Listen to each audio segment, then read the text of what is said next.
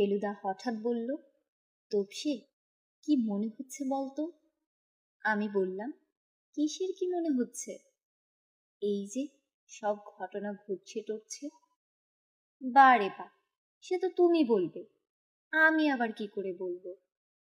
আমি কি ডিটেকটিভ নাকি?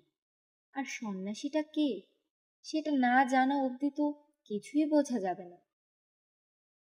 কিন্তু কিছু কিছু জিনিস তো বোঝা যাচ্ছে, যেমন সন্ন্যাসীটা বাথরুমে ঢুকে আর বেরোলো না।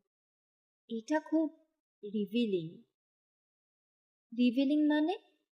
রিভিলিং মানে যার থেকে অনেক কিছু বোঝা যায়। এখানে কি বোঝা যাচ্ছে তুই নিজে বুঝতে পারছিস না?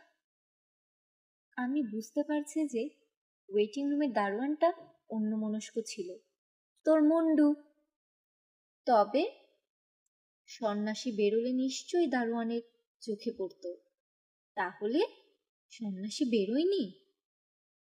সন্ন্যাসীর হাতে কি ছিল মনে আছে?